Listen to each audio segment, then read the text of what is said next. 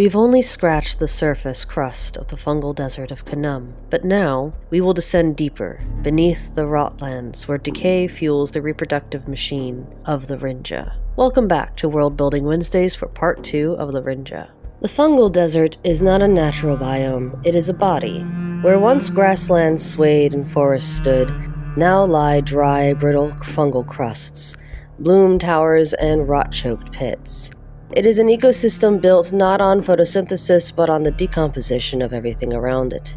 Life here is not nurtured, it is digested. Beneath the surface spreads a sprawling mycelial spire alive with pulsing signals, chemical memory, and fungal reflex. It responds to change, it allocates resources, and in places it even thinks. The terrain varies wildly. Fungal flats form the bulk of the land. Cracked and papery crust layered over damp sponge lichen-like beds, these peel away underfoot like scabs. Toward the flats' coastlines lie rot pools, wide, seething basins filled with liquefying biomass. Steam and fetid gases hang thick in the air, making them all but impassable. Scab fields pulse like scar tissue, swelling and falling with the heat and pressure of decomposition beneath. From here, rot geysers erupt in hissing columns of gas and slurry, melting anything caught unaware. But the most sacred and dangerous of all are the larval spires, towering formations akin to termite mounds where unborn Rynja are nurtured by their kin. Each holds thousands of larvae, and to reach one is to stand at the heart of the colony's reproductive machine, to challenge the will of the land itself. The fungus that fuels the Rynja is xenotrophic. It metabolizes any organic material, flesh, bone, chitin, even hair and waste. Thermotolerant and xerophilic, it thrives in arid, heat-blasted environments and hospitable to almost all other life. Its growth is decentralized yet deeply reactive. At times it behaves like an immune system, sending out grave kin to sites of harm, rerouting growth away from scars, from flame, and storing energy in dormant cores until conditions are more favorable.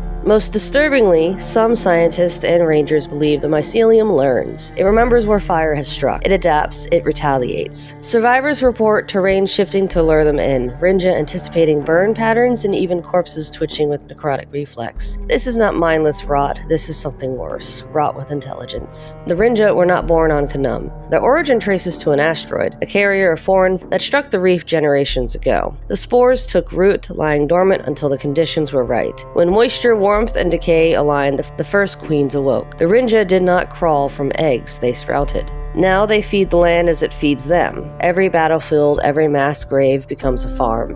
The more who die, Rynja, Mao, Grimalkin, it matters not, the more that the bloom will spread. Only when biomass is completely exhausted does the advance stall. The Rynja thrive and rot. Not all who walk this reef surrender to decay. Next Wednesday, we meet the wardens and rangers who fight back. The Cinder Warden are coming, and we'll see you in Part 3. But until then, don't forget to make room, break the mold, and keep going.